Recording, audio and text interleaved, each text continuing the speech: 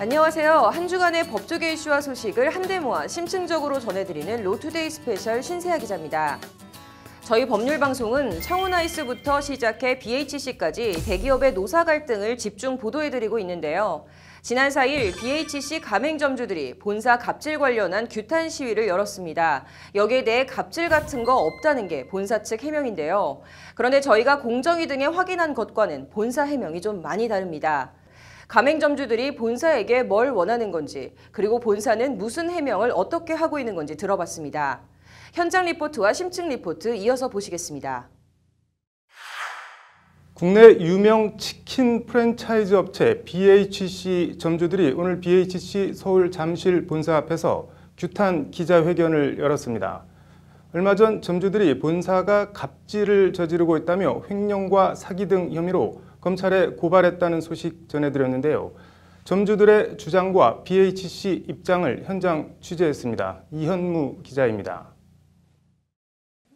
150명 넘는 전국 BHC 가맹점 협의회 소속 점주들의 BHC 서울 잠실 본사 앞에 모였습니다. 본사가 갑질을 저지르고 있다며 이를 규탄하기 위해 모인 겁니다. 대화하자 말해놓고 게시판은 왜 막느냐? 이들이 문제 삼는 건 우선 광고비 명목으로 걷어간 돈의 사용처와 치킨을 굽는데 없어서는 안 될 해바라기 오일 공급 가격 문제입니다. 본사가 2015년 10월부터 2016년 12월까지 신선육 한 마리당 광고비 명목으로 400원을 가맹점주로부터 가져갔다. 지난해 1월부터는 신선육 가격에 포함하는 방법으로 400원을 가져갔다. 광고비가 아니라 가공비였다면 정상적으로 신선육 원가에 정확히 설명하고 받아가면 되는데 복잡한 과정을 거쳐 광고비로 받아간 이유가 이해되지 않는다는 것이 점주들의 말입니다.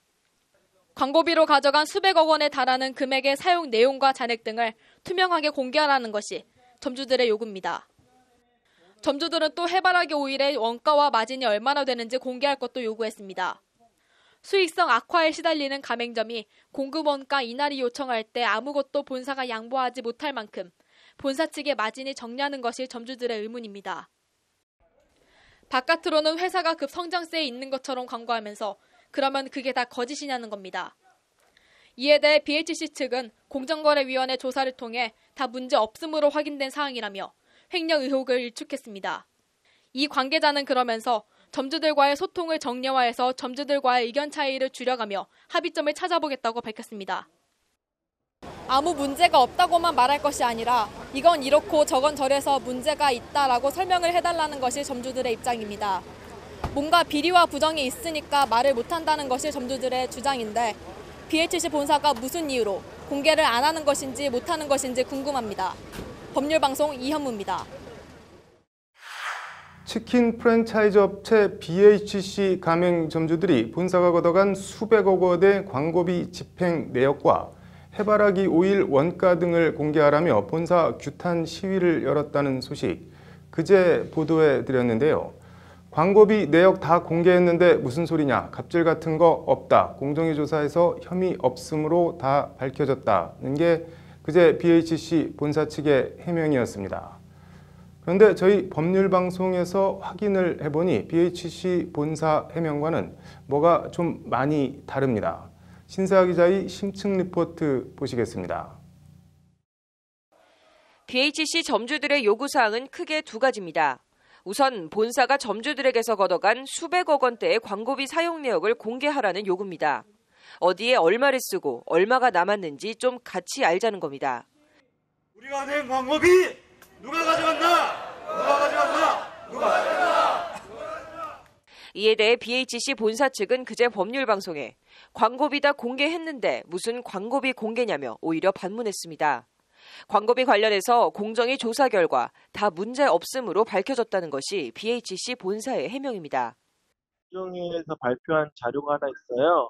거기 보시면 본사가 이거를 잘못했다고 볼 수 어렵다고 적혀 있습니다. 공정위 최종 결과 자료에. BHC 본사에서 말한 공정위 최종 결과 자료라는 것을 찾아서 확인해봤습니다. 치킨 가맹본부 주식회사 BHC의 가맹사업법 위반 행위제재라는 제목의 지난 5월 공정위 보도자료입니다. 가맹점주들에게 광고, 판촉행사 집행 내역을 통보하지 않은 주식회사 BHC에 시정명령과 함께 과징금 1억 4,800만 원 부과를 결정했다고 적혀 있습니다. 광고비 다 공개했고 공정위에서도 혐의 없음 판정을 받았다는 BHC 본사 해명과는 180도 다릅니다.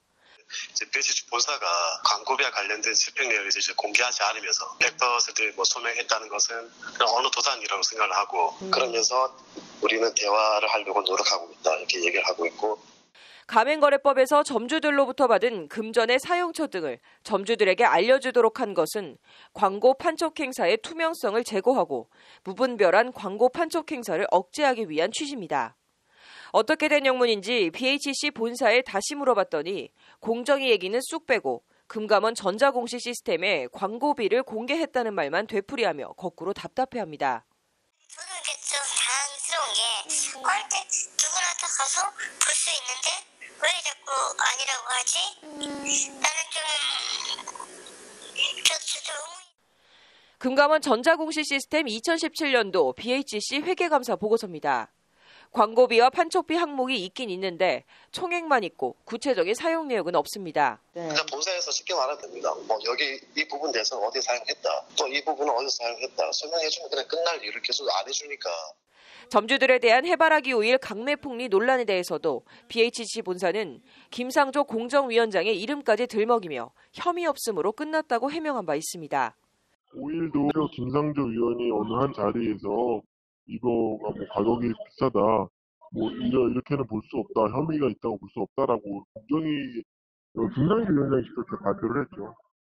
그러나 보도자료를 아무리 들여다봐도 해바라기 오일 폭리 논란 혐의 없음은 보이질 않습니다.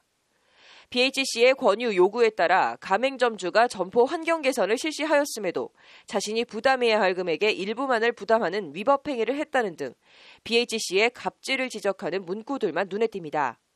공정위의 김상조 위원장이 그런 발언을 했는지 물어보니 처음 듣는 얘기라는 반응입니다.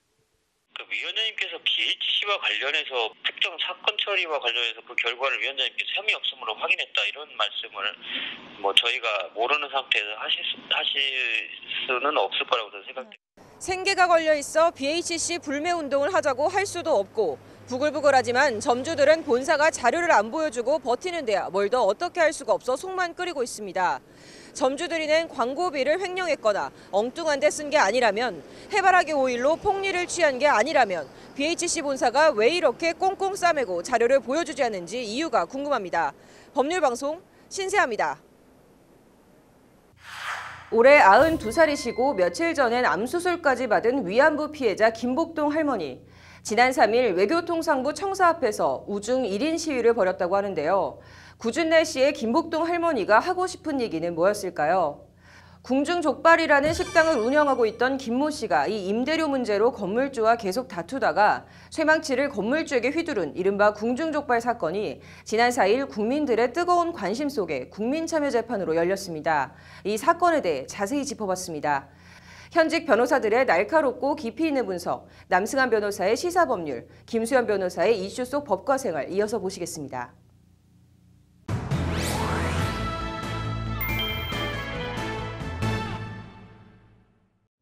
네, 위안부 피해자 김복동 할머니가 오늘 오전 외교통상부 청사 앞에서 우중 1인 시위를 벌였습니다. 남승환 변호사의 시사법률입니다. 남 변호사님, 올해 92살이시고 며칠 전엔 암 수술까지 받은 걸로 알고 있는데 어떤 이유로 이렇게 우중 시위를 벌이신 건가요? 네, 흰색 우비를 입으시고 휠체어에 앉아서 화해 치유재단 즉각 해산 이렇게 피켓을 들고 지금 시위를 하고 계십니다. 지금 비가 앞이 안 보일 정도로 많이 오고 있는데요. 일본군 성노예제 해결을 위한 정의기억연대에서 이제 이날부터 며칠간 9월 한 달간 외교부 앞에서 릴레이로 1인 시위를 벌이기로 했는데 그 1번 주자로 나서신 것인데요. 첫 번째 주제는 그런 재단을 해산하라 이제 이런 취지의 주장. 화해 치유 재단 이게 어떤 재단인지 설명이 좀 필요할 것 같은데. 네, 박근혜 정부 시절에 소위 불가역적인 합의를 하나 하지 않았습니까? 위안부 문제를 불가역적으로 해결했다 이러면서 굉장히 자화자찬했던 일이 있는데요. 이 합의에 따라서 일본이 10억 엔을 출연하고 이 10억 엔으로 설립한 재단입니다. 근데 결과적으로는 피해자에 대한 사과나 피해자들이 원하지 않는 합의를 받아놓고 네. 잘했다 이렇게 평가한 것이어서 실제 피해자분들께서는 굉장히 하고 있는 것이고 그 돈 다 돌려주고 뭐 이런 거 필요 없으니까 해산해라 이런 요구가 계속해서 있어 왔습니다. 네. 그런데 화해치유재단 해산, 이게 결국 이걸 해산한다는 거는 2015년 한일 위안부 합의를 무효로 돌리는 거 아닌가요? 이게 가능한 건가요? 그런데? 뭐 이런 재단을 해산하겠다는 네. 이제 합의의 내용 중에 재단을 설립하고 네, 네. 그다음에 뭐 우리나라는 이제 더 이런 거에 대해서 국제적으로 문제 제기하지 않겠다는 네. 건 뭐 소녀상에 대해서는 네. 뭐 그런 합의가 있다 없다 얘기가 있지만 네, 네. 이런 것들을 이제 우리가 하지 않겠다. 네. 그리고 대신 일본은 10억엔 준다 이런 거 아니겠습니까? 네.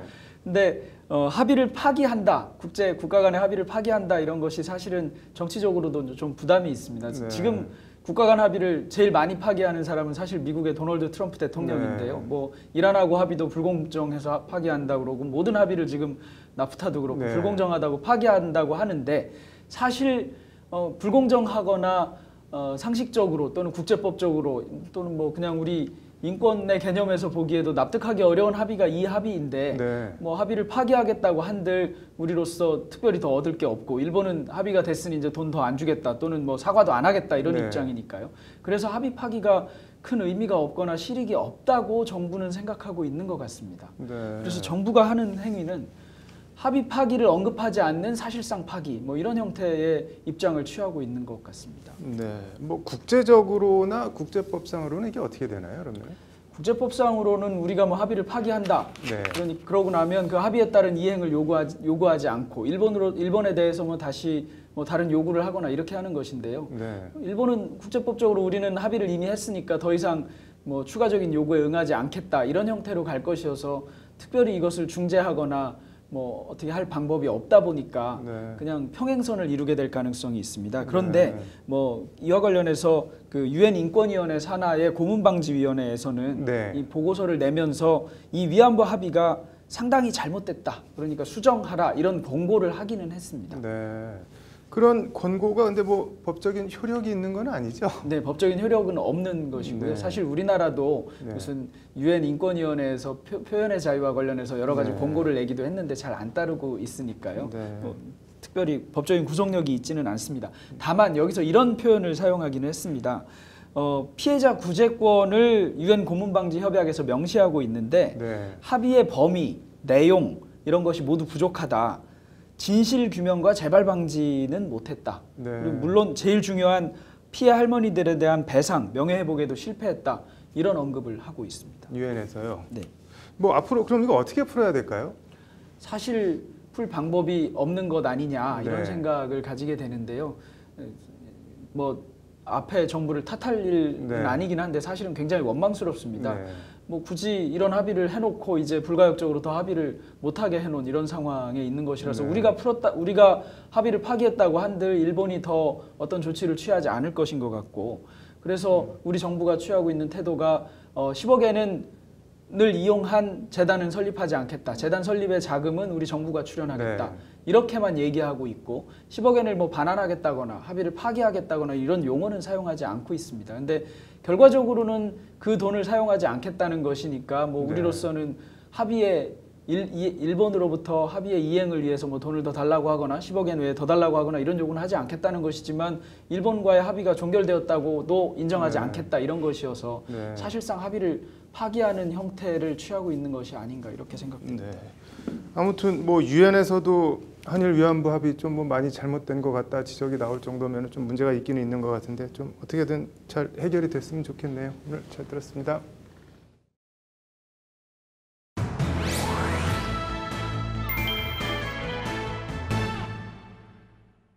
네, 이른바 궁중족발 사건 국민참여재판이 어제 열렸습니다. 김수현 변호사의 이슈 속 법과 생활입니다. 김 변호사님, 궁중족발 사건이라고 하는데 이게 뭔가요? 어제 이 사건 첫 재판이 열렸는데 재판 네. 과정에서 CCTV 영상이 공개되었습니다. 네. 건물주인 이모 씨가 이 건물을 매입한 뒤 리모델링을 한 다음에 임대료를 대폭 인상했는데요. 네. 그 건물에서 이제 궁중족발이라는 식당을 운영하고 있던 김모 씨가 이 임대료 문제로 건물주와 계속 다투고 네. 하다가 결국에는 이 쇠망치를 건물주에게 휘두른 사건입니다. 그래서 건물주인 이 씨는 이 사건으로 인해서 전치 12주의 상해를 입었다고 합니다. 쇠망치요? 국민참여재판이 열렸다고 하는데 혐의가 어떻게 되나요? 우선 검찰이 주장하고 있는 혐의는 살인미수이고 피고인의 변호인 측이 주장하고 있는 것은 특수상해이다라는 것입니다. 검찰은 이 피고인이 쇠망치로 머리를 가격하고 또 바닥에 내리치는 행위를 한 것은 그로 인해서 이 상대방이 사망할 수도 있다. 이것을 충분히 인식할 수 있었기 때문에 이 사건은 살인미수에 해당한다라고 주장하고 있고 반면에 이제 피고인 측은 건물주인 이 씨를 혼내주려고 했을 뿐 죽일 생각은 없었다라고 주장하고 있습니다. 망치를 휘두른 것은 인정하지만 망치가 머리에 맞은 적이 없었고 또 이 식당을 오래 했었기 때문에 만약에 진짜로 건물주를 죽일 생각이 있었다면 망치가 아닌 칼을 들고 찾아갔을 것이다. 이런 주장을 하고 있습니다. 뭐 임대료가 발단이 됐다고 하는데 얼마나 올린 건가요? 원래 족발집을 처음 계약할 당시에는 보증금 3천만 원에 월 임대료 297만 원이었다고 합니다. 그런데 건물을 리모델링하고 재계약을 하면서 보증금 1억 원에 월 임대료 1,200만 원을 요구했다고 합니다. 올리기는 뭐 엄청 올렸는데 한꺼번에 이렇게 올려도 법적으로는 아무 문제가 없는 건가요? 뭐 상한선 뭐 이런 게 없는 건가요? 우선 상한선에 관한 규정은 법에 있습니다. 상가 임대차 보호법은 조세나 공과금 또 뭐 다른 경제 사정의 변동으로 인해서 처음에 계약한 보증금이나 임대료가 맞지 않게 된 경우에는 임대인이 그 증가를 요구할 수 있고 증액을 요구할 수 있고 또 반대로 임차인도 감액을 요구할 수 있다. 이렇게 규정을 하고 있습니다. 또 다만 이 증액을 요구할 경우에는 기존에 계약한 금액의 5%를 초과할 수 없다. 이런 제한을 두고 있습니다. 그런데 문제는 이러한 제한이 적용되는 것은 계약기간 내에 해당되는 경우이라는 것입니다. 즉 상가 임대차 보호법은 이제 임차인의 계약 갱신 요구권을 5년까지 인정하고 있는데요. 그래서 최초 계약 후 5년이 지난 다음에 임대인과 재계약을 할 당시에는 이런 제한 규정이 적용되지 않습니다. 그래서 임대인이 이렇게 대폭 인상된 임대료를 요구할 수 있게 되는 것입니다. 문제가 좀 있어 보이는데 개선 방안 같은 거는 뭐 논의되는 게 없나요? 지금 정부와 여당이 이 상가임대차 보호법 개정안을 발의를 해서 추진을 하고 있습니다. 그런데 그 개정안 내용을 보면 우선 권리금 보호 대상의 전통시장을 포함하는 것 그리고 권리금 회수 보호 기간을 기존 계약기간 종료 3개월 전부터 6개월 전까지 연장하는 것 그리고 계약갱신 요구권 행사 기간을 기존 5년에서 10년으로 연장하는 것 그리고 장기 계약을 하는 건물주에게 세제 혜택을 제공하는 등의 내용이 포함되어 있습니다. 상가 임대차 보호법이면은 국회를 통과해야 되는 거네요? 네, 그렇습니다. 우선 8월 임시국회에선 통과하지 못했고 따라서 9월 정기국회 때 통과할 수 있을지는 지켜봐야겠습니다. 네, 뭐 다른 나라들은 혹시 어떻게 돼 있나요? 우선 다른 나라 지금 입법 사례를 보면 영국은 임대차 기간을 14년까지 정하고 있고 또 임대인이 임차인의 임대차 계약 갱신 요구권을 매우 일정한 경우에만 거절할 수 있도록 제한을 하고 있습니다. 그리고 만약 임차인에게 아무런 잘못이 없는데 임대인이 이런 계약 갱신을 거절할 경우에는 임대인이 임차인에게 퇴거 보상금을 지급하도록 규정하고 있습니다. 또 프랑스는 임대차 기간을 최소 9년으로 정하고 있고 영국과 마찬가지로 임대인이 임차인의 계약갱신을 거절할 경우에는 그에 따른 보상금을 지급하도록 되어 있습니다. 단 임대료에 대한 제한은 좀 덜해서 그 계약 당사자들끼리 자유롭게 정할 수 있다 이렇게 규정하고 있는데요. 이렇게 나라마다 국가마다 다르게 입법을 하고 있어서 우리나라도 이런 다른 나라의 입법 사례를 좀 검토해서 적절한 대응 방안을 마련해야 될 것 같습니다. 네, 뭐 9월 정기국회에서 어떤 식으로든 좀 합리적인 방안이 나왔으면 좋겠네요. 오늘 잘 들었습니다. 2009년 1월 20일 서울 용산구 남일당 빌딩에서 발생한 이른바 용산 참사 사건을 아시나요? 지난 5일 경찰청 인권침해 사건 진상조사위원회가 이 사건과 관련해 조사 결과를 발표했습니다. 말문이 턱 막히는 조사위의 조사 결과, 과연 무슨 내용이 있을까요? 또 이와 관련 법적 쟁점까지 알아봤습니다. 이번 2018 아시안게임에서 금메달을 따고 축구 대표팀이 금이 환영했지만 금메달은 금메달이고 또다시 병역 면제 논란으로 인해 갑론을박이 벌어졌는데요. 경찰 제복의 무게와 함께 병역 특례 얘기 이어서 보시겠습니다. 앵커 브리핑 유정은 변호사의 뉴스워법입니다.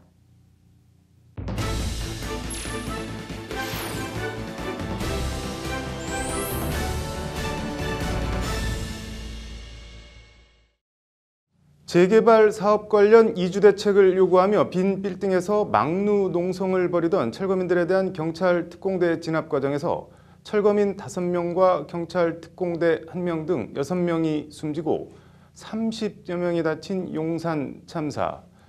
경찰청 인권침해사건 진상조사위원회가 오늘 관련 조사 결과를 발표했습니다. 오늘 앵커 브리핑은 용산 참사, 경찰, 제복의 무게에 대해 얘기해 보겠습니다. 경찰청 진상조사위원회 조사 결과를 요약하면 화재 등 위험 발생 가능성을 예상하고도 준비되지 않은 무리한 진압작전 강행으로 다수의 인명피해가 발생했다입니다. 조사위 조사 결과를 보니 말문이 턱 막힙니다. 일단 뭐 때문에 그렇게 진압을 서둘렀는지 이해가 안 갑니다. 철거민들이 막루 농성에 돌입한 건 2009년 1월 19일, 경찰의 진압작전이 펼쳐진 건 이튿날인 1월 20일입니다. 하루 만에 전격 진압작전, 준비가 제대로 됐을 리 만무합니다. 당시 경찰 작전계획서에 따르면 막루에 신어와 화염병 등 위험물이 많고 농성자들이 분신이나 투신, 자해 등을 할 우려가 있다고 언급하고 있습니다. 위험 가능성을 예측했으면 그에 대한 준비를 해야 하는데 위험 가능성만 언급하고 정작 이에 대한 준비는 없었습니다. 소방차는 일반 화재 진압에 쓰이는 펌프차 2대만 투입됐고 유류 화재 진압용 화학 소방차는 단 한 대도 투입되지 않았습니다. 애초 300톤 크레인 2대를 동원한 진압작전을 세웠으면서도 정작 진압 당일엔 뭐 때문인지 100톤 크레인 한 대만 투입됐습니다. 2005년 오산 세교지구 막루농성 진압작전 당시 실전을 방불케 하는 예행 연습과 300톤, 450톤 크레인 2대와 소방차 23대를 배치한 것과 극명하게 비교됩니다.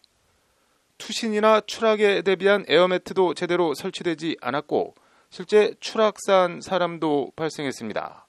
오죽했으면 진압작전을 맡은 특공대 제대장이 경찰 특공대장과 서울청 경비계장에게 작전이 불가능하다, 작전을 연기해달라고 경찰 특공대로 명령을 받은 입장에서 입에 올리기 힘든 작전 연기 요청까지 했을 정도였습니다. 그러나 서울청 경비계장의 반응은 겁먹어서 못 올라가는 거야? 밑에서 물포로 쏘면 될 거 아냐? 라며 작전 연기 요청을 묵살했다는 것이 조사위 조사 결과입니다. 결국 들어가긴 했지만 예상대로 농성자들이 화염병을 던지는 등 격렬하게 저항했고 이 과정에서 1차 화재가 발생했고 경찰 컨테이너가 막루와 충돌해 막루가 무너지면서 안에 있던 시너 등 인화성 물질이 흘러내려 막루와 옥상에 들어찼습니다. 이쯤 되면 그만해야 정상인데 경찰 지휘부는 2차 진입을 명령했고 특공대원들은 1차 진입 당시 소진했던 소화기 보충 교체도 못하고 곧바로 다시 재진입 작전에 들어갔습니다. 2차 진입 때 유류물, 염산 같은 냄새가 났다. 숨을 쉴 수 없을 정도로 독한 냄새가 났다. 대원 상당수가 유증기로 술에 취한 듯 몽롱한 상태였다는 것이 당시 진압작전에 투입됐던 특공대원들의 진술입니다. 진압 예행 연습은커녕 막루 구조도 파악하지 못하고 투입된 진압작전. 결국 2차 화재가 발생했고 6명이 숨지고 30명 넘게 다치는 대형 참사가 일어났습니다. 용산 참사입니다. 참사 이후 경찰은 전국 사이버 수사요원 900명을 동원해 인터넷 여론을 분석하고 경찰 비판글에 반박글을 올리는 등 악화된 여론에 적극 대응했던 것으로 밝혀졌습니다. 당시 김석기 서울청장, 경찰청장 내정자 지시로 이루어진 일입니다. 당시 청와대 행정관이 경찰청 홍보 담당관에게 사건 파장 확산을 막기 위해 강후순 연쇄 살인사건을 적극 활용하라는 취지의 이메일을 보냈다는 부분에선 그냥 더 할 말이 없어집니다. 당시 서울청장이 도대체 왜, 무엇 때문에 이렇게 무리한 진압작전을 감행했는지, 누구에게 보이기 위해 그랬는지 짐작은 가지만 이해는 전혀 못하겠습니다. 다 지난 얘기인데 사과가 다 무슨 소용인가, 사과를 받으면 뭐하나 싶다. 경찰청 인권침해진상조사위가 경찰은 사망한 철거민들과 순직한 경찰 특공대원에게 사과하라고 권고했다는 소식을 접하고 순직한 고 김남훈 경사의 아버지 김권찬 씨가 한 말입니다. 경찰 제복을 입은 몸으로 잘못됐을지라도 국가의 명을 수행하다 순직한 안타까운 죽음. 국가란 무엇인지, 무엇이어야 하는지 제복의 무게와 의미에 대해 다시 한번 생각해 보게 됩니다. 삼가 고 김남훈 경사와 사망한 철거민들의 명복을 빕니다. 앵커 브리핑이었습니다. 2018 아시안게임에서 금메달을 딴 축구대표팀이 오늘 금이 환영했습니다. 금메달은 금메달이고 해묵은 병역 면제 논란이 다시 뜨겁습니다. 이런 가운데 기찬수 병무청장이 오늘 최근 논란을 보고 병역 특례 제도를 손볼 때가 됐다고 말했습니다. 오늘 앵커 브리핑은 병역 특례 얘기 해보겠습니다. 청와대 국민청원 게시판입니다. 아시안게임 축구와 야구 결승이 있었던 지난 1일 이후 병역특례 관련 무려 80건 넘는 청원이 올라왔고 갑론을박이 벌어졌습니다. 거슬러 올라가면 운동선수에게 병역특례 혜택을 준 건 1973년 박정희 정부가 병역 의무의 특례 규제에 관한 법률을 만들면서부터 시작됩니다. 당시만 해도 경제력에서 뒤져있던 북한과의 체제 경쟁, 저개발 국가, 국제대회 우승은 곧 국위 선양이던 시절 얘기입니다. 당시 한국의 국력과 경기력 수준으로 그만큼 국제대회 우승은 쉽지 않았고 실제로 병역 면제 혜택을 입은 사람은 몬트리올 올림픽 레슬링 금메달 양정모 정도가 유일합니다.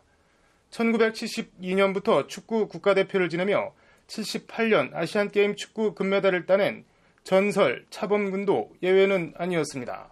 아시안게임 금메달을 따낸 78년 그해 12월 당시 당대 최고의 리그 독일 분데스리가 구단 입단 테스트를 통과했지만 복무 중이던 공군에서 약속을 깨고 놔주질 않아 다시 귀국해 5개월을 꼬박 더 근무하고 만기 전역한 뒤에야 서독으로 갈 수 있었습니다. 천하의 차범근도 받지 못하는 병역 특례. 국방의 의무는 그만큼 견고했고 병역 특례, 제도는 있으되 별 논란과 문제는 되지 않았습니다. 그런 병역 특례는 전두환의 집권과 함께 다시 수면 위로 떠오릅니다. 전두환 정부는 81년 9월 88 서울올림픽 유치 확정 한 달 뒤 올림픽과 아시안게임에서 동메달 이상을 딸 경우 병역특례 혜택을 주겠다고 관련법 시행령에 구체적으로 명시합니다. 이후 86 아시안게임과 88 올림픽을 거치며 1990년 올림픽 3위 이상 또는 아시안게임 1위로 병역특례는 지금과 같은 뼈대로 자리 잡았습니다. 98년 방콕 아시안게임에서 우승한 메이저리그 박찬호가 대표적으로 혜택을 본 사례입니다. 이후 큰 틀을 유지해오던 병역특례의 뼈대가 흔들린 건 2002년 한일 월드컵 때입니다.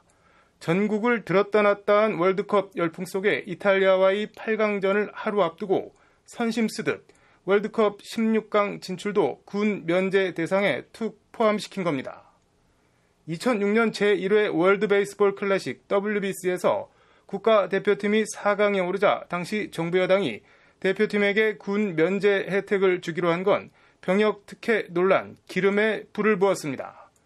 이른바 비인기 종목과의 형평성 문제, 누구에게 어떤 기준으로 병역 면제를 주느냐는 등의 비판이 툭 터진 듯 쏟아졌습니다. 결국 정부는 이듬해 월드컵과 WBC는 병역특례 대상에서 도로 제외합니다. 그러자 2010년 제2회 WBC 대회엔 선수들이 부상 우려와 소속팀 일정 등을 이유로 참가하려 하지 않습니다. 이에 당시 야구대표팀 뒤봉을 잡은 김인식 감독이 국가가 있어야 야구도 있다는 유명한 말을 남깁니다. 결론적으로 이번 아시안게임에서 42명이 병역특례 혜택을 받게 됐는데 축구가 20명, 야구가 9명입니다. 축구대표팀 하나에서만 전체 혜택자의 절반 가까이가 나왔습니다. 사실상 21세 이하 대표팀을 보내온 일본이나 중동의 강호 이란, 사우디아라비아 등을 상대로 해외파들을 다 불러 모아 꾸린 대표팀으로 거둔 우승, 그리고 병역 면제. 네, 손흥민 선수가 꼭 총을 잡고 휴전선을 지키는 방식으로 병역의 의무를 수행해야 한다고는 생각하지 않습니다. 다른 방식으로 국가를 위해 복무할 방법이 있다면 그것도 방법이라 생각합니다.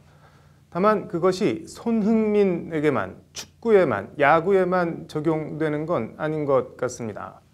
비인기 종목, 나아가 스포츠 분야를 넘어서 방탄소년단 같은 연예인, 그리고 양심적 병역 거부자까지. 기찬수 병무청장이 오늘 병역 특례를 전체적으로 재검토할 계획이라고 밝혔는데 대체 복무 차원에서 심도 있는 논의와 합리적인 제도 개선이 이루어졌으면 좋겠습니다. 앵커 브리핑이었습니다. 사법농단 사태는 아직도 진행 중입니다. 법원과 청와대 사이 재판 거래 의혹에 연루된 혐의를 받고 있는 곽병훈 전 청와대 법무비서관이 지난 6일 피의자 신분으로 검찰에 출석했습니다. 엷은 웃음까지 띠며 여유로운 모습으로 성실히 조사받겠다던 곽 전 비서관의 출석 현장 모습을 담아왔습니다. 이번엔 좀 훈훈한 소식입니다. 김현 대한변협 회장이 날씨가 선선해지면서 사그라들었던 일명 아이스버킷 챌린지를 통해 루게리병 환자들의 고통을 함께했는데요. 그 현장에 다녀왔습니다. 현장 리포트 2개 이어서 보시겠습니다.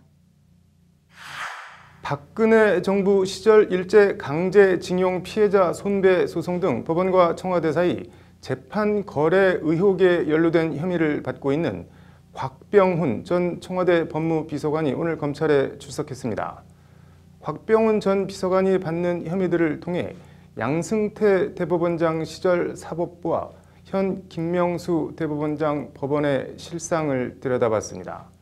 곽병훈 피의자의 검찰 출석 현장을 김정래 기자가 취재했습니다. 재판거래 혐의 피의자 신분으로 검찰에 불려 나왔지만 곽병훈 전 청와대 법무비서관의 표정은 여유로워 보였습니다. 취재진 질문에 간간히 엷은 웃음까지 보이기도 했습니다. 외교부 국장 청와대로 불러서 강제징용 의견서 제출 종용하신 적은 있으십니까? 성실히 조사하겠습니다. 지금은 국내 최대 로펌 김앤장 변호사로 근무하고 있는 곽병훈 전 비서관은 취재진의 어떤 질문에도 성실히 조사받겠다는 답변만 반복했습니다. 강제징용 피해자분들에게 그런 한 말씀 좀 부탁드리겠습니다. 네, 성실히 조사받도록 하겠습니다.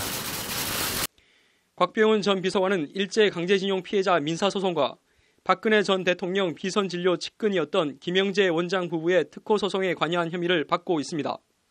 판사 출신으로 법원행정처 기획 1 담당관 등을 지낸 곽병훈 전 비서관은 2015년 2월부터 2016년 5월까지 청와대 법무비서관으로 근무했습니다. 검찰은 이 기간 곽병훈 비서관이 청와대와 법원행정처 사이 일제 강제징용 재판거래 관련 실무를 맡은 걸로 보고 있습니다. 당시 김기춘 비서실장과 차한성, 박병대 법원행정처장이 큰 틀에서 강제징용 재판거래 합의를 보고 곽병훈 비서관이 그 중간에서 실무를 담당했다는 게 검찰 판단입니다. 관련해서 곽병훈 전 비서관은 징용 피해자들의 손을 들어줬던 기존 대법원 판결을 뒤집을 명분과 논리를 만들기 위한 의견서를 제출하라고 외교부를 압박한 혐의를 받고 있습니다. 일본 전범기업의 재상고로 대법원에 다시 계류된 강제징용 사건을 일단 선고를 미루면서 법원행정처와 청와대가 재판 일정과 결론을 조율한 정황을 검찰은 다수 확보한 걸로 전해졌습니다. 곽병훈 전 비서관은 박 전 대통령 비선진료 측근이었던 김영재 원장 부부의 특허 소송 관련한 재판 진행 상황 등을 법원행정처로부터 전달받은 의혹도 아울러 받고 있습니다. 당시 법원행정처는 김 원장 부부의 소송 상대방을 대리한 법무법인의 특허 사건 수임 내역과 순위 등을 불법적으로 수집해 법무비서관실에 넘긴 걸로 알려졌습니다. 검찰은 법무법인 세무조사 등으로 대통령 측근의 소송 상대를 압박하기 위해 청와대가 법원행정처에 관련 자료를 먼저 요구한 것으로 의심하고 있습니다. 검찰은 이런 의혹 등을 규명할 객관적 증거를 확보하기 위해 지난 3일 곽병훈 전 비서관에 대한 압수수색 영장을 청구했으나 법원은 영장을 기각했습니다. 윤병세 전 외교부 장관이나 당시 일본 기업 측을 대리한 변호사, 대법원 재판연구관실, 전 법원행정처 국제심의관실 판사 등에 대한 압수수색 영장도 법원은 모조리 기각했습니다. 범죄 혐의에 대한 소명이 부족하다는 것이 법원 영장 기각 사유입니다. 강제징용 재판거래 의혹도 그렇고 대통령 측근의 특허 소송 자료를 달라고 한 청와대나 달란다고 준 양승태의 사법부, 관련 영장을 줄 기각하고 있는 김명수의 사법부, 곽병훈 전 청와대 비서관은 물론 검찰이 그동안 법원 관계자에게 청구했던 압수수색 영장은 법원에 의해 대부분 기각됐습니다. 사법농단 수사에 한해 특별검사처럼 특별재판부를 설치해 양승태 사법부의 사법농단을 철저히 심판해야 한다는 목소리가 커지고 있습니다. 법률방송 김정래입니다. 전국 2만여 변호사들의 단체인 대한변협의 수장이자 공개석상에선 법무부 장관과 동급 의전을 받는 김현 대한변협 회장이 오늘 얼음물을 한바탕 뒤집었었습니다. 무슨 일인지 신세아 기자가 현장을 취재했습니다. 대한변호사협회 현판을 뒤로 하고 김현 변협 회장이 의자에 반듯하게 앉아 있습니다. 김현 회장 뒤에 서 있는 여성 변호사가 무엇 때문인지 주춤주춤 옆으로 피하는가 싶더니 뭔 일인가 생각할 새도 없이 김현 변협 회장 머리 위로 큰 양동이로 한가득 얼음물이 쏟아집니다. 머리끝부터 발끝까지 물을 뒤집어 쓰는데 걸린 시간은 1에서 2초 정도밖에는 되지 않았습니다. 얼음물을 뒤집어 쓴 김현 변협 회장의 표정이 상당히 미묘합니다. 감사합니다. 성공했습니다. 얼음물을 뒤집어 쓴 느낌을 물어보니 굉장히 차갑다는 직설적인 반응이 돌아옵니다. 생각보다 굉장히 차갑고 충격적이네요. 말하기가 좀 힘들었습니다. 오늘 김현 변협 회장의 얼음물 뒤집어 쓰기는 근육이 위축, 경직되는 치명적인 희귀병인 루게릭병 환우들을 위해 이뤄졌습니다. 이 루게릭병 원우들이 얼마나 힘들었을까. 앞으로도 루게릭병 원우들 같은 사회적 약자들 위해서. 지난 2014년 7월 미국에서 처음 시작된 루게릭병 아이스 버킷 챌린지는 곧바로 우리나라에서도 퍼졌습니다. 얼음물을 뒤집어 쓴 사람이 SNS에 관련 동영상을 올리면서 다음 참가자로 3명을 더 지목하는 방식입니다. 영화배우 정우성 씨, 여자 피겨스케이팅 김연아 선수 등 유명 인사들이 동참하며 한때 크게 유행한 바 있습니다. 그러나 어느샌가 좀 뜸해지며 시들해졌고 아직 이뤄지지 않은 루게릭병 전문 요양원 설립에 대한 관심을 다시 촉구하기 위해 변협에서 다시 팔을 걷어붙인 겁니다. 루게릭병 환우들과 같이 고통을 분담하고 그들의 쾌유를 비는 마음으로 김현 회장은 다음 아이스버킷 참가자로 이장희 대한변협 사무총장과 이호일 윤리이사, 천정환 사업이사를 지목했습니다. 얼음물을 뒤집어 쓰며 루게릭병의 고통을 체험한 김 회장의 이번 동참을 계기로 법조계에 다시 한번 아이스버킷 챌린지가 확산될 수 있을지 주목됩니다. 법률방송 신세아입니다. 이제 대학 교수도 노조를 만들 수 있다는 헌법재판소의 판단이 나왔습니다. 교수들은 왜 노조를 만들려고 하고 헌재는 왜 이런 결정을 했는지 앞으로 어떻게 되는 건지 등을 낱낱이 살펴봤습니다. 헌재 소식 하나 더 전해드리겠습니다. 지난 4일 아무리 범죄자라도 의견 소명이나 불복 절차 없는 DNA 채취에 대해 헌법 불합치 결정이 내려졌는데요. 그간 지적됐던 인권 침해 논란이 사그라들 수 있을까요? 논란의 이면을 들여다봤습니다. 국내 최초로 행정사건만을 다루는 전문 법원인 서울행정법원이 올해 20살을 맞았습니다. 이에 지난 7일 개원 20주년을 기념하는 학술 행사가 열렸는데요. 행정소송 관련 전문가들은 이 자리에서 어떤 얘기를 화두에 올렸는지 그 내용들을 상세히 짚어봤습니다. 심층 리포트 3개 보시겠습니다. 교수가 노조를 만든다. 어떻게 생각하십니까? 교수 노조가 현행법상 그동안은 합법화되지 못했던 모양인데 헌재가 해당 법조항에 대해 헌법 불합치 결정을 내렸습니다. 교수들이 왜 노조를 만들려 하고 헌재는 왜 교수노조 금지가 헌법에 위배된다고 판단했는지 앞으로 어떻게 되는 건지 등을 취재했습니다. 신세아 기자의 심층 리포트입니다. 전국 교수노조는 지난 2015년 4월 고용노동부에 노조 설립 신고서를 냈지만 당시 고용부는 교원노조법에 따라 교수노조가 낸 노조 설립 신고서를 반려합니다. 현행 교원노조법 제2조는 교원의 정의를 초중등교육법 제19조 제1항에서 규정하고 있는 교원을 말한다고 명시하고 있습니다. 초중등교육법 제19조 1항은 그리고 교원을 당연히 초중고교 교사 등으로 규정하고 있습니다. 대학 교수는 포함되어 있지 않습니다. 1999년 전교조가 합법화되면서 교원노조법을 제정할 당시 대학 교수를 교원에 넣지 않은 건 교수의 사회적 지위 등을 감안한 결정이었습니다.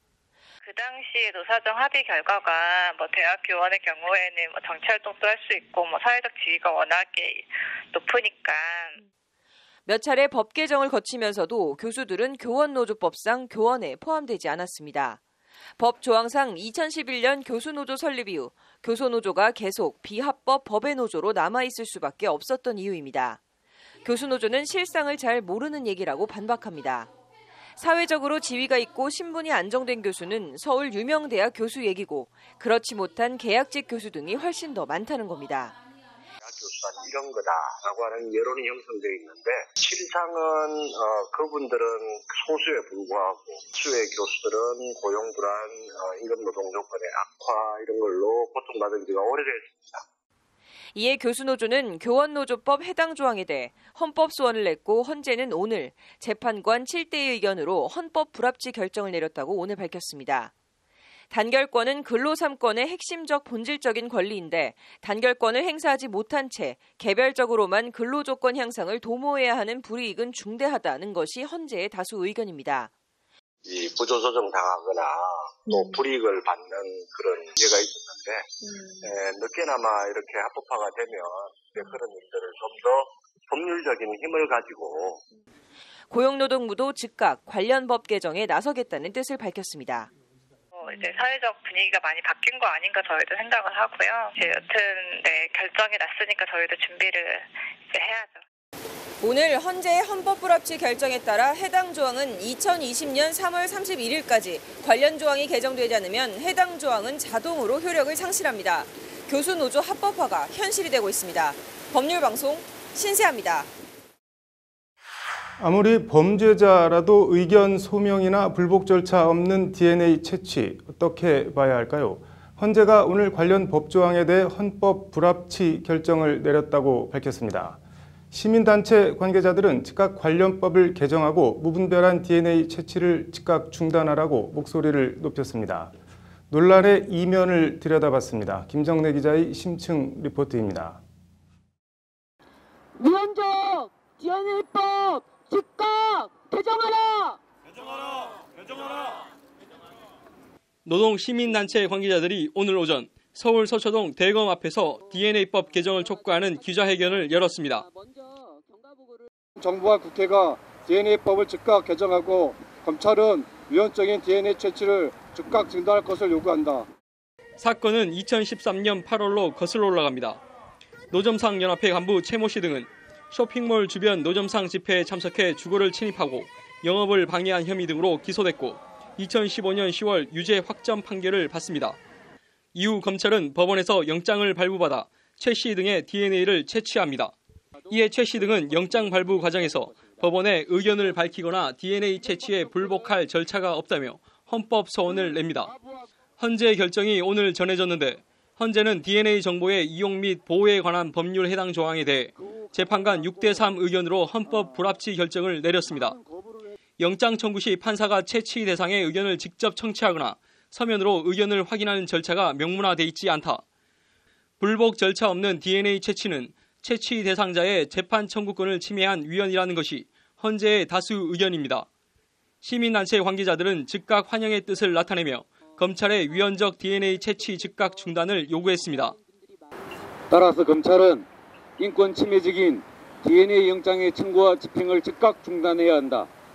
또한 위헌적으로 채취된 모든 DNA 신원 확인 정보를 즉각 삭제해야 한다. 그동안 검찰이 강도나 강간범 등 흉악범이 아니라 노조나 시민단체 관계자 등에 대해 무차별적으로 DNA를 채취해왔다는 것이 시민단체들의 주장입니다. 장애인 활동가들이 DNA 채취 요구를 받았고 구미 KC 지회 노동자 48명은 강제로 DNA를 채취당했다.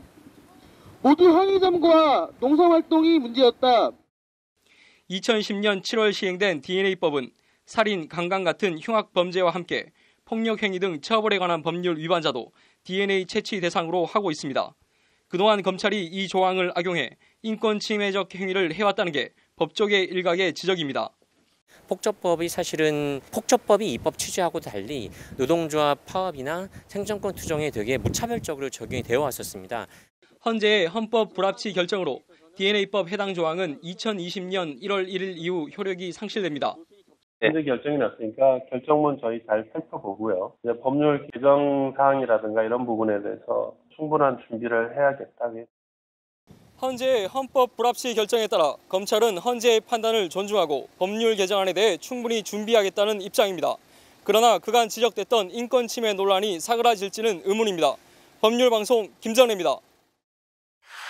지난 1998년 우리나라 최초의 행정사건 전문 법원으로 개원한 서울행정법원이 오늘 개원 20주년 기념 학술행사를 열었습니다.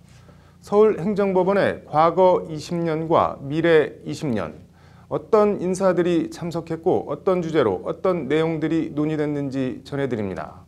김정래 기자의 심층 리포트입니다. 오늘 서울행정법원 개원 20주년 기념 학술 행사 첫 번째 기조 발제는 이홍훈 전 대법관, 현 서울대 이사장이 직접 맡았습니다. 그만큼 권위와 무게가 실린 학술 행사란 얘기입니다.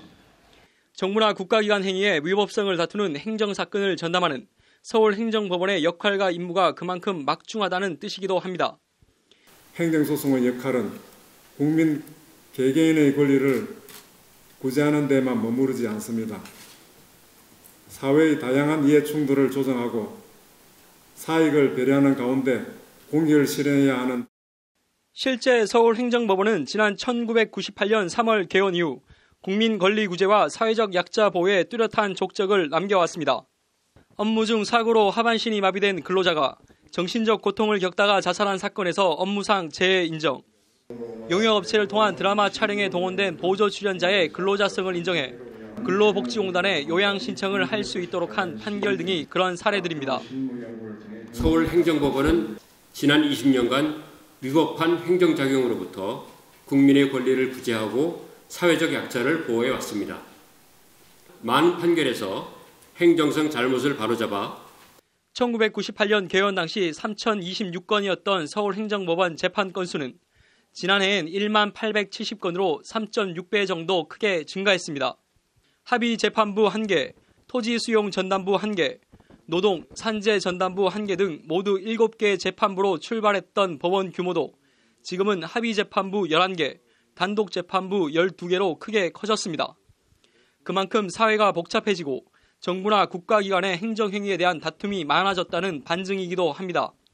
서울행정법원이 모든 재판부를 조세, 노동, 난민, 토지수용, 도시정비, 보건, 주민 등 7개 전문 분야 전담 재판부로 세분화해 운영하는 것도 이 때문입니다. 단순히 법만 아는 게 아니라 법원, 판사들도 해당 분야에 대한 고도의 전문성이 요구되는 시대가 된 겁니다. 이를 위해서 서울행정법원 법관들에 대한 관련 실무가 끊을 뿐만 아니라 학계와의 활발한 소통을 통해 끊임없이 개선점을 찾는 노력이 절실히 요구됩니다. 이에 따라 오늘 학술 행사에선 사회적 가치의 균형추, 다양한 가치의 공존을 주제로 공공갈등 해소를 위한 행정법원 역할 등에 대한 심도 깊은 토의가 이루어졌습니다. 행정소송의 대상이 되는 처분선과 원고 적격 등 소송 요건의 인정 범위를 확대하고 행정작용의 절차적 통제를 강조하는 서울행정법원 과거 20년과 미래 20년. 김용석 서울행정법원장은 과거의 성과에 안주하지 않고 지속적인 발전을 위해 전심전력해달라고 당부했습니다. 김용석 서울행정법원장 말처럼 행정재판의 성숙은 그 사회의 법치주의 완성도를 보여주는 중요한 지표입니다. 20살 청년이 된 서울행정법원의 새로운 도약을 기대합니다. 법률방송 김정래입니다. 장량 감경. 일단 감경이라는 말이 들어있는 걸로 봐서 뭔가를 깎아준다는 뜻인 것 같은데 들어서는 짐작도 어렵습니다. 법률 용어 이제는 바꾸자는 장량 감경과 법령에도 없는 말 촉법 함께 보시겠습니다.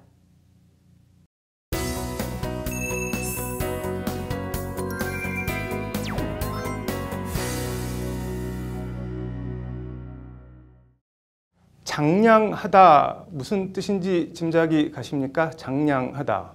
그럼 장량감경이란 말은 무슨 뜻인지 짐작이 가십니까? 감경이라는 말이 들어있는 걸로 봐서 뭔가를 깎아준다는 뜻인 것 같은데 오늘 법률용어 이제는 바꾸자는 장량감경에 대해 얘기해 보겠습니다. 신세아 기자입니다. 여중생 딸 친구를 성추행하고 살해한 뒤 시신을 유기해 온 나라에 충격을 준 이영학 씨. 1심에서 사형 선고를 받은 이영학 씨에 대한 항소심 선고 공판이 모레 열립니다. 이 씨는 1심 사형 선고 뒤 반성문 등을 재판부에 제출하며 사형 선고만은 면하게 해달라고 호소하고 있는 것으로 전해졌습니다. 관련해서 우리 형법엔 장량 감경이라는 조항이 나옵니다. 형법 제53조 범죄의 정상에 참작할 만한 사유가 있는 때에는 장량하여 그 형을 감경할 수 있다는 조항이 그것입니다. 장량하여 형을 감경할 수 있다. 장량 감경의 작은 원래 술을 붓다, 술을 따르다라는 뜻입니다.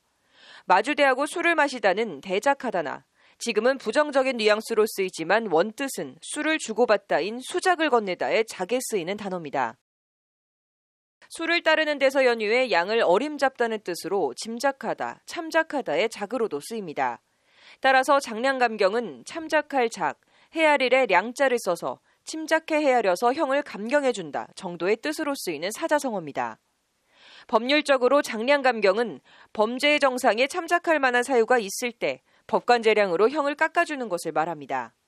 지난 1953년 형법 제정 당시부터 형법조문에 삽입된 조항으로 일본 형법에 있던 장량하여 그 형을 감경할 수 있다를 그대로 따온 것입니다.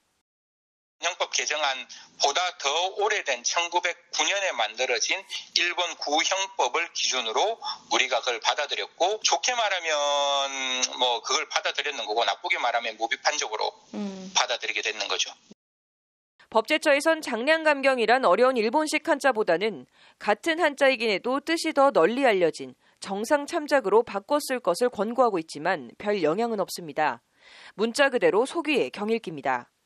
형법조문에선 제정 65년이 되도록 장량감경이라는 단어가 꿈쩍도 안 하고 자리를 지키고 있고, 최고법원인 대법원도 별 문제의식 없이 그냥 관습적으로 장량감경이라는 말을 여전히 쓰고 있습니다. 그 장량을이라는 그 일본식 용어는 반드시 바뀌어져야 되고, 대한민국 국민이 이해할 수 있는 거는 당연히 정상 참작이 되는 거죠. 정상을 참작하여 이 정도가.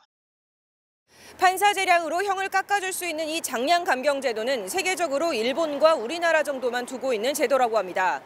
제도를 물려받은 것은 그렇다 해도 그 말까지 그대로 따라 써야 했는지, 따라 썼더라도 잘못된 것이라면 지금이라도 바꿀 수는 없는 건지, 우리 법조계의 이 이해 안 되는 견고함과 완고함이 답답합니다. 바꿔야 합니다. 법률방송 법률용어 이제는 바꾸자. 신세아입니다. 부산 여중생 집단 폭행 사건 등 나이 어린 학생들의 범죄가 성인 뺨치게 흉포해지면서 이런저런 대책을 촉구하는 목소리가 높습니다. 빼놓지 않고 등장하는 게 죄를 지어도 처벌받지 않고 보호 처분만 받는 10세 이상 14세 미만, 이른바 촉법 소년의 연령을 내릴 필요가 있다는 지적인데요. 촉법 소년, 어디서 연유한 말일까요? 오늘 법률용어 이제는 바꾸자는 촉법 소년입니다. 장한지 기자입니다. 국가인권위원회가 만든 범죄소년이라는 영화입니다. 폭행, 수절도, 또 폭행. 너 정말 보호자 없어? 엄마와 세상에 버림받고 범죄를 저지르게 되고 소년원에 가게 된 어느 소년범의 세상과의 화해와 치유 이야기를 그린 영화입니다. 소년범 관련해서 죄를 지어도 처벌을 받지 않는 10세 이상 14세 미만 아이들을 지칭하는 촉법소년이란 단어가 있습니다. 촉법소년, 법조계에선 흔히 쓰이는 말입니다. 형벌 법령에 저촉되는 행위를 한 10세 이상 14세 미만, 여기서 촉법소년을 풀어 쓰고 있거든요. 대법원 종합법률정보 사이트입니다. 촉법소년이라고 쳐봤습니다. 판례와 법령 어디에도 촉법소년으로는 검색이 되지 않습니다. 판례와 법령 어디에도 촉법소년이라는 단어는 없다는 얘기입니다. 심지어 규칙, 예규, 선례 어디에도 촉법소년이라는 단어는 나오지 않습니다.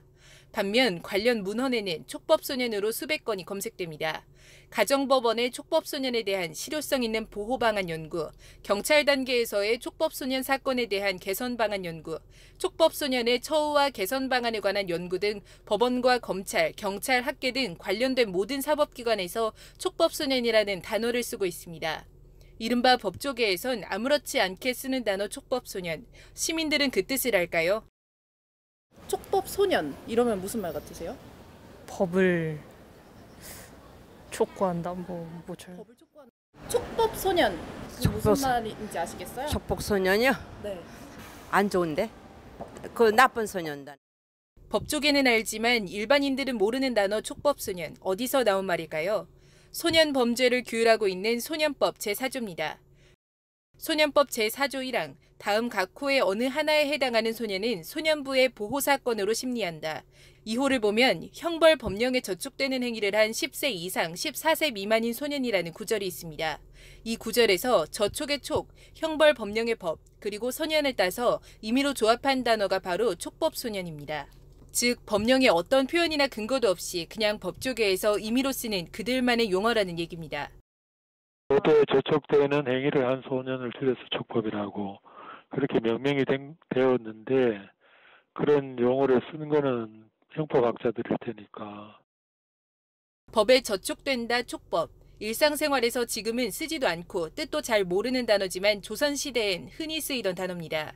조선왕조실록에만 촉법이란 단어가 19번 나옵니다. 연산군 일기 32권, 사람을 무고한 죄인 이종준을 중벌에 처하라고 명하다처럼 대부분 법을 어긴 촉법, 죄인을 벌주라는 내용입니다. 조선시대에는 썼지만 이제는 사어화된 말, 사전에도 법전에도 없는 단어가 우리 법조계에선 그들만의 용어로 지금도 일반적으로 쓰이고 있는 겁니다. 당연히 촉법이라는 의미가 좀 일반 국민들의 입장에서 낯선 단어고 잘 쓰이지 않는 단어라서 특히 소년에 대한 관심을 가지게 하기 위해서는 이런 단어들이 순화되고 문제는 지금으로선 촉법소년을 대체할 단어가 딱히 없다는 점입니다. 범죄를 저지른 14세 미만 아이들을 지칭하는 형사 미성년자라는 단어가 있지만 10세 이상 14세 미만 촉법소년보다는 광의의 뜻이어서 정확히 일치하진 않습니다. 적당한 용어가 없다고 일반 사람들은 의미 파악도 힘든 말을 사전에서도 법전에서도 사라진 말을 계속 써야 할까요? 그럴수록 더 바꿔야 합니다. 법률방송 법률용어 이제는 바꾸자 장한지입니다. 이제 전국적으로 기록적인 찜통더위는 끝나고 비가 그친 후 완연한 가을 날씨가 이어지는 모양새입니다. 이럴 때일수록 급격히 벌어지는 일교차 염두에 두시고 감기 걸리지 않게 얇은 겉옷 한 벌 정도 꼭 챙겨서 다니셔야 될 것 같습니다. 로투데이 스페셜 오늘은 여기까지입니다. 시청해주신 여러분 고맙습니다.